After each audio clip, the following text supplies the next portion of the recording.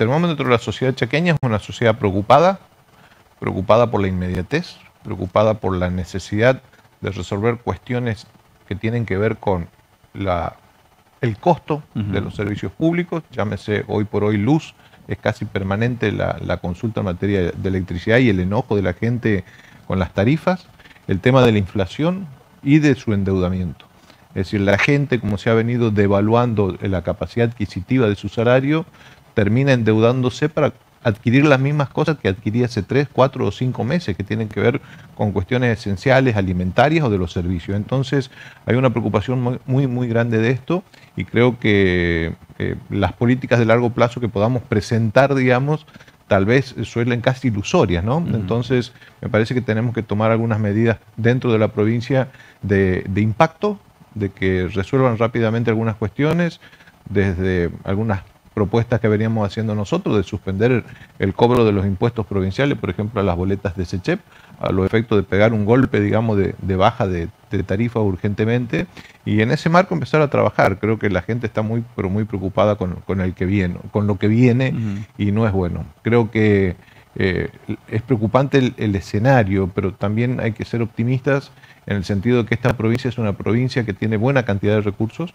Nosotros tenemos analizado los ingresos coparticipables en el orden de los 38.000 millones, ingresos propios de renta, es decir, recaudación de la provincia en 7.000 millones, y otro tanto que viene, casi unos 5.000 millones, que viene no por transferencias automáticas nacionales, sino que tiene que ver con convenios, con obra pública y demás. Entonces, la provincia en realidad está en el orden de los 50.000 millones de pesos, que evidentemente es una buena suma como para poder administrarla bien. Creo que hay que tener un poco más de austeridad, no hacer gastos superfluos y en este momento tratar de componer el tejido social. Nosotros entendemos que vos podés hacer muchas inauguraciones de hospitales, pero si adentro no tenés el médico del hospital atendiendo porque se va a otra provincia, porque el salario de la provincia del Chaco no le conviene, digamos, a ese médico, es muy difícil que se te radique en Gancedo, en Capdevila, en Las Breñas, en Charata, en Pinedo o en Misona.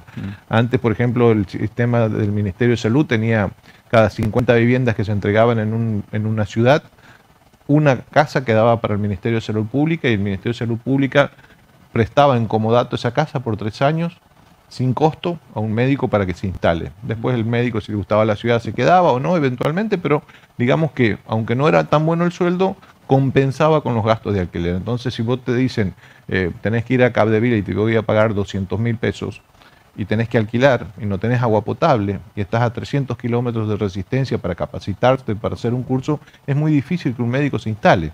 Entonces nosotros tenemos que buscar, más que la obra en sí, tratar de componer el tejido social y llegar, digamos, con efectivamente los servicios de los impuestos que paga la gente. Porque la gente, los impuestos que te contaba recién, que ingresan a la provincia, que ingresan a través de fondos nacionales o provinciales, tienen que ver con los impuestos. Y hoy la gente, los impuestos que paga, no los ve de vuelta en servicios a la gente, ni en servicio educativo, porque la escuela está en mal estado, ni tampoco en servicio de salud, como te acabo de contar, con la carencia que tenemos de médicos en la región. ¿Y cuáles serían las primeras políticas que se tendrían que implementar en tu criterio, Livio? Mira, tenemos que implementar políticas que tengan que ver con esto que te acabo de decir. Empezar a buscar estas soluciones de construir viviendas y que puedan ser usadas por médicos, tratar de que sacar impuestos provinciales a muchas cosas que hoy por hoy sobrecargan y desalientan la inversión privada.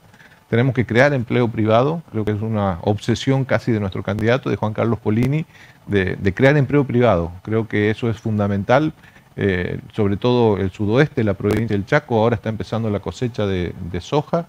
Creemos que vamos a tener buenos rindes comparativamente con el centro del país, que tuvo una sequía muy fuerte. Así que las expectativas de una provincia en crecimiento están a la vuelta de la esquina. Hay que buscarle la vuelta, como quien dice, a que esa armonización de toda una conjunción de incentivar y quitar impuestos funcione. Simplemente con austeridad e invirtiendo, como te dije, sin dilapidar un solo peso, con mucho control de la cuenta pública, con transparencia de la cuenta pública y por sobre todas las cosas que los organismos de Contralor siempre deben estar en manos de la oposición. Es algo que no me canso de decir, porque no puede haber una provincia que funcione si los funcionarios de la Fiscalía de Investigaciones Administrativas es designado por la mayoría parlamentaria o del Tribunal de Cuentas o del Defensor del Pueblo. Creo que estas cuestiones son básicas en cualquier estado democrático y ahí tenemos que ir. Livio, en el contexto nacional, un año electoral para todo el país y se van dando las distintas elecciones. Sí. ¿Tiene influencia para vos en lo que va a pasar en la provincia?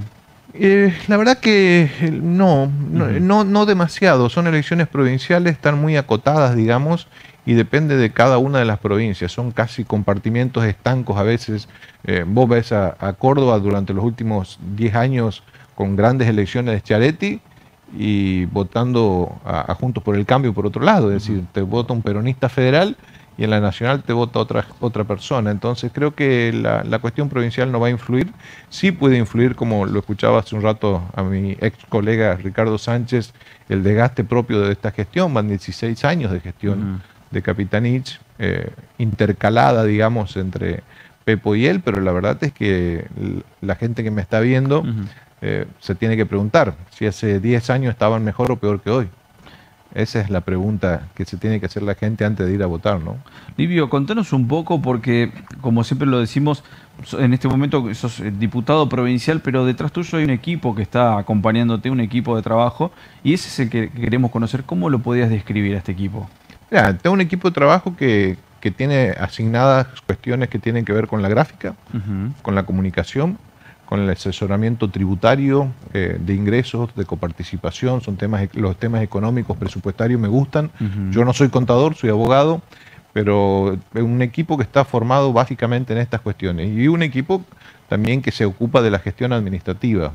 Creo que hoy por hoy la comunicación, el conocimiento macro de la provincia es esencial para poder determinar y determinar políticas públicas en serio. Y en ese marco he conformado un equipo del cual estoy muy orgulloso y el que me sostiene hoy con decenas de proyectos presentados. Ayer se aprobaron 2 leyes, una de la Fiscalía una fiscalía más para Villa Ángela, que era absolutamente necesaria, que también lo presentó la diputada Ayala. Nuestro proyecto era de cabecera porque pedíamos 2 fiscalías, salió uno, bienvenido sea, así que bueno, somos corresponsables, digamos, de que haya salido esa ley.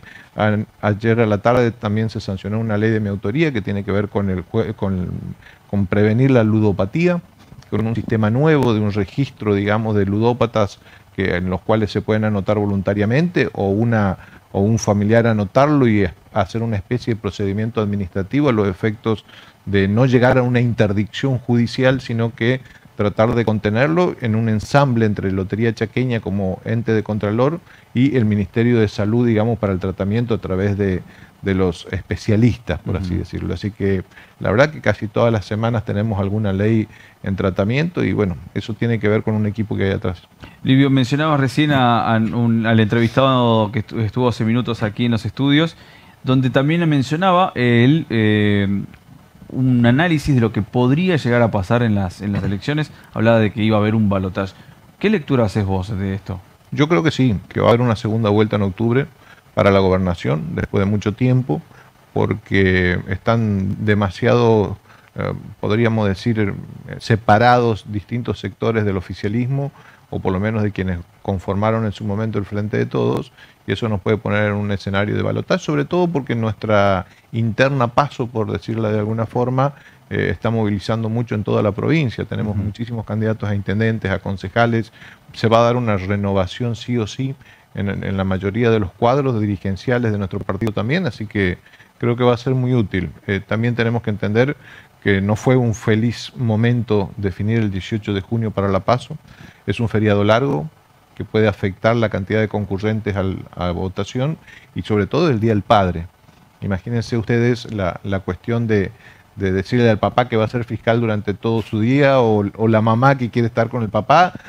Hay miles de situaciones que me parece que van a complicar. Y la otra cuestión que se va a complicar va a ser la cuestión de los fiscales. Hay algunas ciudades acá del área metropolitana que van con 3, 4, 5 o 6 listas cada uno de los candidatos, y esto va a producir que cuando llegue el momento de sentarse en una mesa va a haber una urna con una persona presidente y va a tener 19 a 25 fiscales de las distintas líneas.